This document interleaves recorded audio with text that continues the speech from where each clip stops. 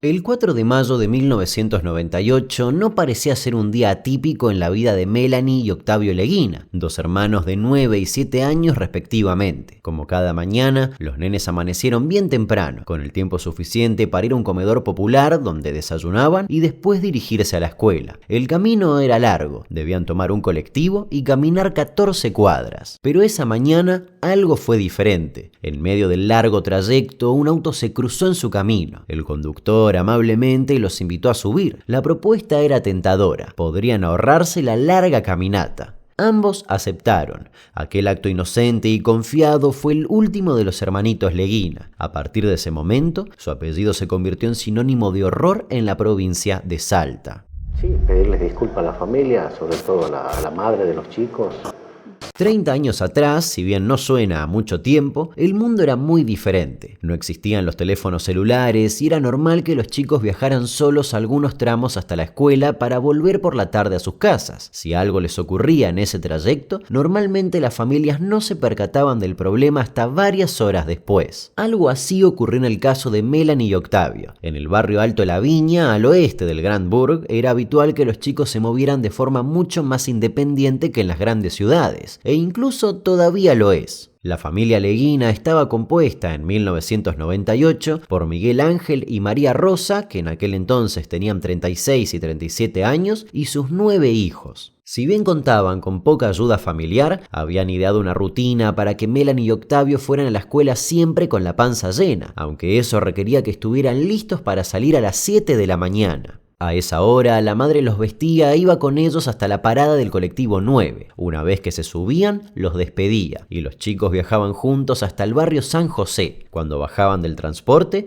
caminaban hasta la casita de Belén, donde desayunaban, y desde ese sitio los acompañaba una maestra voluntaria llamada Evelia de Puentes hasta la escuela. Ambos estudiaban en Nuestra Señora de la Candelaria, en Villa Costanera, y una vez completado el día, la maestra Puentes los iba a buscar al mediodía y los llevaba nuevamente hasta la casita de Belén. Ahí, los nenes almorzaban y hacían sus tareas, y por la tarde volvían a su casa, exactamente a las 5:15. Esa rutina era prácticamente inquebrantable. Por eso, el lunes 4 de mayo de 1998, cuando fue pasando el tiempo y los nenes no regresaban, los padres se preocuparon. Pasadas las 6 de la tarde, el papá de los hermanitos salió en bicicleta a ver qué había ocurrido. La tardanza ya era una señal de alerta absoluta. Pedaleó hasta la casita de Belén y habló con una empleada de limpieza que le dio la terrible noticia. Los chicos esa mañana no habían ni siquiera ido a desayunar. Algo les había pasado al bajar del colectivo. Su esposa fue rápidamente a hacer la denuncia a la comisaría de Villa Asunción. La policía empezó a buscarlos de inmediato. Si bien eran pequeños, conocían el recorrido a la perfección y era imposible que se hubieran perdido. A la vez, su corta edad los exponía a toda clase de peligros. Durante las primeras horas, muchos agentes rastrillaron la zona por la que deberían haber pasado los chicos y se intentó reconstruir en qué punto del trayecto habían desaparecido. En ese momento no era frecuente, ni siquiera en las grandes ciudades, que las calles estuvieran llenas de cámaras de seguridad, mucho menos en los pueblos. La reconstrucción de los hechos era básicamente artesanal y se basaba principalmente en testimonios de los vecinos. El primer día no hubo ningún avance y esa fue la primera noche sin que Melanie ni Octavio volvieran a casa. El padre recuerda esa madrugada con terror. En ese momento estuvo seguro de que algo muy malo había pasado. La novedad llegó al día siguiente, cuando un empleado municipal de la localidad de San Luis, a poco más de 5 kilómetros de la casa de los chicos, fue a la policía porque había encontrado una mochila con útiles escolares. Los cuadernos tenían etiquetas donde podía leerse perfectamente el nombre de Melanie Leguina. El hallazgo ampliaba el radio de búsqueda, que para finales de esa semana ya incluía más de 400 policías de distintas regiones. Con el correr de las horas se sumó otra pista atroz: ropa infantil que la familia Leguina identificó manchada de sangre. Las cosas rápidamente parecían haberse torcido hacia un único final posible, pero aún faltaba que el misterio terminara de revelarse. En esas primeras pasadas horas y ante la falta de pistas concretas que apuntaran hacia algún posible sospechoso, todos quedaron en la mira, incluidos los padres de los hermanitos, quienes fueron indagados bajo la sospecha de que quizás hubiesen sido ellos quienes los habían atacado. Pero poco a poco se iría conociendo la verdad. En una detallada reconstrucción del caso hecha por el diario Cuarto en 2021, consignan que en los 6 días que duró la búsqueda participó hasta una vidente, quien afirmó que los chicos estaban sanos y salvos y que pronto regresarían, pero su visión nada tuvo que ver con lo que realmente estaba por surgir ante los ojos de esa comunidad perturbada por la incertidumbre. Ante la falta de pruebas de la teoría de que los padres estaban implicados en la desaparición, comenzaron a tomar más fuerza otras posibilidades, en concreto 2, que efectivamente una persona perversa o perturbada mentalmente los hubiera raptado o que los hermanitos hubieran sido víctimas de una red de tráfico de menores. El domingo a la mañana, a pocas horas de cumplirse una semana de la misteriosa desaparición, los cadáveres de los hermanitos fueron encontrados en un terreno baldío ubicado en La Silleta, cerca de un camino vecinal. Este sitio estaba dentro del círculo de búsqueda de la policía y, según publicó el diario El Tribuno, había sido justamente una patrulla de búsqueda la que dio con los cuerpos. Asesinato en Salta. Encuentran los cuerpos de los hermanitos Melanie y Octavio Leguina,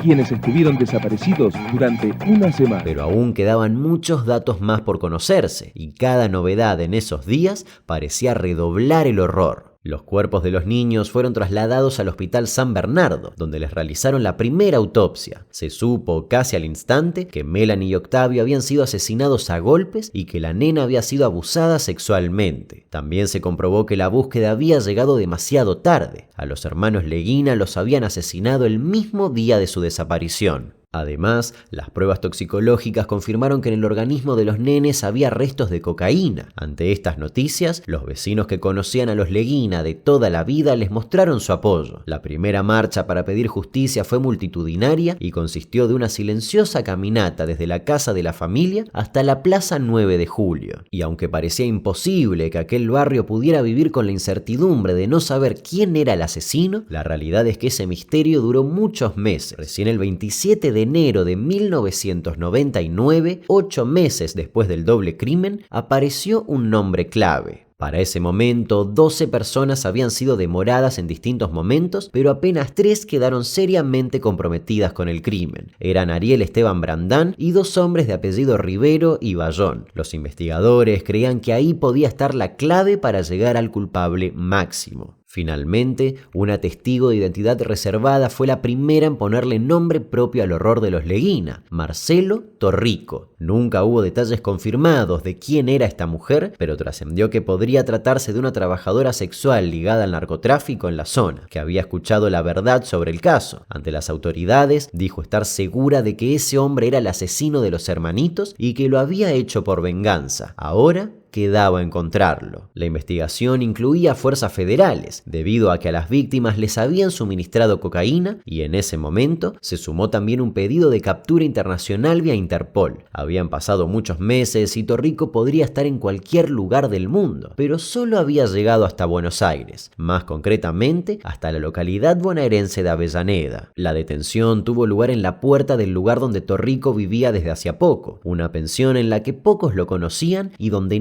nadie estaba al tanto de que era el hombre más buscado de Salta. Tenía 27 años y, según trascendió en ese momento, trabajaba como remisero. Y aunque el juez Aldo Saravia había pedido su captura a comienzos del 99, Torrico hizo vida normal hasta marzo. No tenía residencia fija, por lo que los policías de la Delegación Departamental de Investigaciones y de la Brigada de Investigaciones de Salta lo tuvo que buscar por todo el país. Torrico, a quien todos apodaban el Gringo, fue cambiando de domicilio. Para el momento del doble crimen de los hermanitos, era remisero en la zona de Villa Lola, en Salta, pero después vivió en distintos puntos de la provincia de Buenos Aires, como Villa Itatí, Bernal, San Fernando, Hudson y Mar del Plata. Solía manejar un Renault 12 y hacía lo que por esos años se llamaba remis trucho, un servicio sin ningún control de seguridad para los pasajeros. Cuando a Torrico lo detuvieron en Avellaneda, fue llevado inmediatamente a una comisaría para ser interrogado. En todas las instancias en que debió hablar con las autoridades, se mostró tranquilo y confiado. Según confirmaron distintos funcionarios, el acusado no tenía problema en admitir lo que había hecho y lo contaba con total naturalidad. Contaba que efectivamente había secuestrado, golpeado y abusado de los nenes. A esa altura, la pregunta ya no era quién había sido el asesino, sino cuál había sido el móvil. Fue el propio Torrico quien se encargó de instalar una versión de que el doble crimen de los hermanitos había sido motivado por una venganza contra el padre. Según se dijo en ese momento, Miguel Ángel Leguina habría robado una carga de medio kilo de cocaína, pero el padre de los chicos, que era pintor y presidente del barrio Puerto Argentino,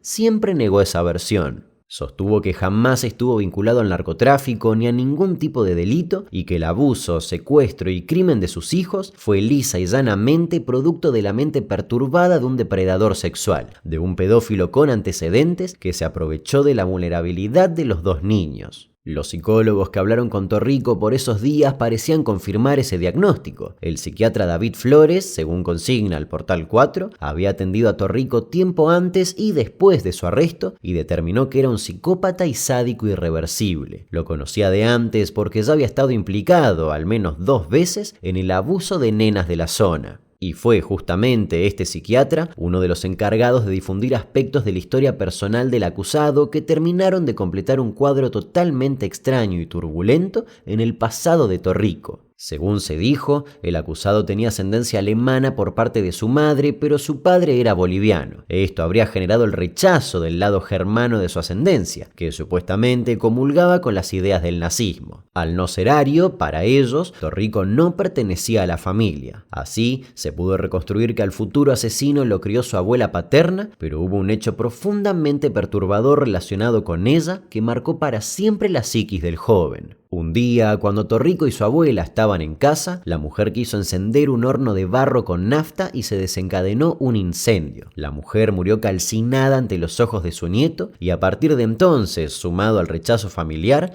la mente de Torrico comenzó a convertirse en un complejo y oscuro laberinto. Tras una juventud marcada por el abuso de drogas y vínculos violentos con distintas mujeres, Torrico empezó a mostrar su costado más perverso. Nunca se pudo precisar qué abusos cometió antes de 1998, pero se sospecha que había empezado a abusar de niñas bastante antes de cometer el doble crimen. Muchos de sus delitos previos no salieron a la luz porque sus víctimas eran mayormente de familias con muy bajos recursos. Finalmente, en 1998, dio un paso sin retorno en su vida como delincuente. La noche anterior al secuestro de los hermanitos, estuvo toda la madrugada con su cómplice, Esteban Brandán, hasta que tomó su auto y salieron a dar vueltas. Y fue en ese momento cuando vieron a Melanie y Octavio caminando al costado de la calle rumbo al comedor. Se cree que detuvieron el auto y los invitaron a subir. Se sospecha también que los conocían previamente, aunque la familia Leguina siempre tuvo dudas sobre este punto. Para los investigadores, los niños se subieron al auto porque el hombre les resultaba familiar o bien porque tuvieron miedo de resistirse a la orden que le daban 2 hombres adultos. Después ocurrió el horror por todos conocido. En el juicio a Torrico y Brandán, que terminó el 10 de diciembre de 1999, la justicia estableció que los 2 secuestradores torturaron a los chicos, los drogaron a la fuerza y abusaron de Melanie mientras obligaban a su hermanito a observar. Después, los asesinaron. Para los jueces, Torrico tenía un encanto especial y perverso que lograba infundir confianza y manipular a las personas. Una dinámica así habría tenido con Brandán, quien para la justicia se había convertido en su sumiso seguidor que cumplía sus órdenes ciegamente.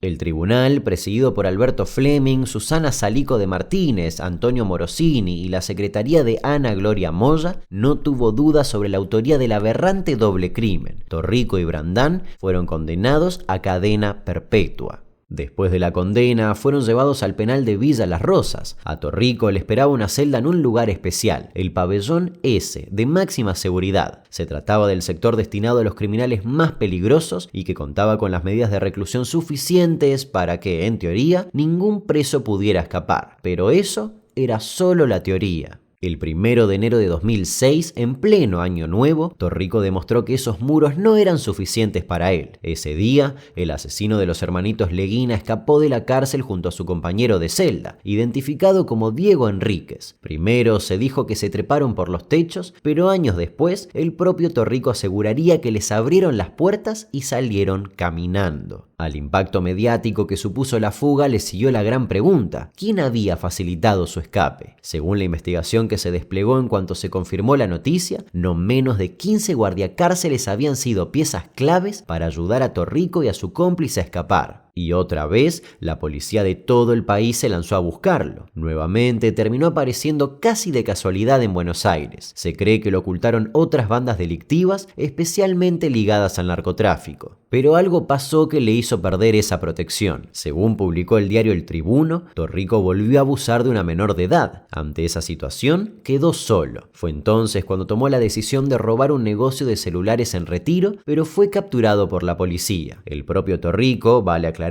desmiente esa versión y dice que no estaba robando cuando lo capturaron, sino que simplemente esperaba al colectivo y que fue en ese momento cuando se le acercó un policía haciendo averiguación de antecedentes. Los agentes no tardaron en darse cuenta de a quién habían atrapado. No se trataba de un simple ladrón, sino de uno de los asesinos prófugos más buscados del país. Sobre Torrico pesaba incluso una alerta de Interpol que se había reactivado al fugarse de la cárcel salteña. Y así, en septiembre de 2006, volvió a prisión. A Enríquez, su compañero de fuga, ya lo habían atrapado también en Buenos Aires pocos días después del escape. Y esa fue la última vez que Torrico salió al exterior. Desde 2006 y hasta la grabación de este video en mayo de 2025, sigue preso. Pero incluso esa afirmación abre interrogantes y angustias para la familia Leguina y toda la sociedad salteña. Y es que después de volver a hacer noticia en 2016 por sacarse fotos con un uniforme policial y armas, y por haber denunciado a un policía que le regaló un celular de alta gama, Torrico siempre quedó bajo la mirada pública por tener privilegios en sus años preso. Y para que se determine de dónde surgió el teléfono, cuáles son los números que tiene. Las requisas se realizan todos los días, en forma sorpresiva y en distintos pabellones. Más precisamente con este interno se realizan todos los días las requisas. Ahora, ¿el posible efectivo que ha entregado este teléfono tenía algún antecedente alguno o venía teniendo una imagen dentro de todo intachable? Hay que tomarlo con mucha responsabilidad a lo que manifiesta el interno. Nunca nos aferramos a lo que dice el interno, porque esto prácticamente hay que averiguarlo, hay que investigarlo y para eso está la justicia. No nos quedamos en solo las palabras de él. En 2018 dio una entrevista a Tribu Urbana desde la cárcel. Ahí decía arrepentirse de lo que hizo y volvía a insistir en que el padre de los niños estuvo implicado. Hay un día que no me arrepienta de lo que hice. Estoy pagando la condena como corresponde, pero mi deuda con la sociedad lo estoy pagando. Sí, pedirles disculpas a la familia, sobre todo a la madre de los chicos, el resto familiar, no hacia Leguina, ya que Leguina estuvo en el hecho, que eso se lo podrían preguntar al interno Brandán, porque yo no puedo darle esa respuesta, la tiene el interno Brandán. También habló sobre su escape del 2006, de su tiempo prófugo y de su familia. ¿Y cómo se escapó? Es verdad, la leyenda popular dice que se le pagó a mucha gente, tanto dinero tenía usted, manejaba. Sí, no voy a mentir de eso, sí, se pagó y después fui absuelto por la justicia al demostrarse que no había violentado ningún candado ni lastimado a ningún ¿Cómo guardia. salió? Caminando por la puerta. ¿Por qué puerta? Por la puerta, las industriales. Se me dejaron todas las puertas abiertas y salí caminando y me fui. ¿Al tanto de la búsqueda que había aquí en Salta? Sí. O sea que alguien lo ayudó después, algún familiar, alguien... No, tenía dinero para los hospedajes, para todo. Torrico, ¿y de dónde saca tanto dinero? Si usted es un preso. Tengo 20 propiedades. ¿Usted tiene un tío en Bolivia? Exacto. ¿A qué se dedica su tío, seré curiosa? Tiene 2 fábricas de plástico. O sea que descarto la idea de que su tío trabaja con el narcotráfico. No, él tiene 2 empresas de plástico con 600 empleados en cada una. Y ya comenzaba a hablar sobre una posible salida de la cárcel. El Código Penal dice prisión perpetua son 25 años. Del año 98 que yo fui condenado. A los 14 años ya puedo ir a la granja y dentro de los 15 años más o menos puedo salir con las transitorias. Yo confío en la justicia y la justicia dice que debo gozar de esos beneficios. Estoy pasado ya de 20 años, o sea que debería estar gozando de esos beneficios. Yo pido lo que dice la ley, confío en la justicia. Lo que antes no hacía, obviamente, no confiaba en la justicia porque era un delincuente antes de entrar acá, obviamente. Decirle a la sociedad que se me perdone, que se me dé una oportunidad, que por favor sepan entender que en su momento cuando pasó el hecho era un joven drogadicto, enfermo, que ahora no lo soy, que se me dé una oportunidad de poder salir y rehacer mi vida con mi familia, nada más. Le agradezco por la nota. Muchas gracias. Y así, en octubre de 2024, el nombre de Torrico volvió a tomar por asalto los medios bajo un título mucho más inquietante. El día 28, Torrico y Brandán cumplieron su condena y podrían pedir la libertad condicional, ya que, aunque la pena había sido a prisión perpetua, un tecnicismo modificó esta sentencia a 25 años de cárcel y ambos asesinos ya tenían la posibilidad de solicitar salir. La noticia golpeó de lleno a la opinión pública. La inminente liberación de dos de los criminales más peligrosos del país destapó el dolor de un crimen atroz que, a pesar de los años transcurridos, aún quema en toda una provincia. Por varios días, los medios salteños se llenaron de voces hablando en contra de la eventual liberación. El ex jefe de investigaciones de la policía de Salta, Vicente Cordeiro, señaló que Torrico era un homicida narcisista que no mostraba signos de arrepentimiento. Por su lado, Miguel Ángel Leguina, padre de los hermanitos asesinados, también habló al respecto de la posible liberación. Manifestó su gran preocupación y el dolor que le despierta que Torrico pueda volver a las calles. Advirtió que, a pesar de que el sistema judicial permita estos beneficios, el clima social de rechazo a la medida era algo clave a tener en consideración. Y efectivamente, el peso de ese rechazo popular hizo cierto efecto. La jueza de garantías Ada Zunino afirmó que la evaluación para una eventual liberación de Torrico demorará su posible liberación al menos un año más, es decir, hasta 2026. Durante una audiencia con el abogado defensor, la jueza contó que Torrico por ahora no pedirá salir de la cárcel, ya que no tiene dónde quedarse y sabe que en la provincia de Salta no es bienvenido. Torrico, por su parte, pidió que en el caso de que lo liberen, le den seguridad hasta la frontera. Su plan es irse a Bolivia, donde tiene a gran parte de su familia, convencido de que en Argentina terminarían matándolo por lo que hizo. Aunque Marcelo Torrico permanecerá el resto de 2025 preso, se abre la duda de qué pasará cuando se extinga este último plazo. En Salta, la espera hasta el próximo octubre parece una condena en sí misma. Mientras tanto, el recuerdo de Melanie y Octavio sigue tan vivo como un cuarto de siglo atrás.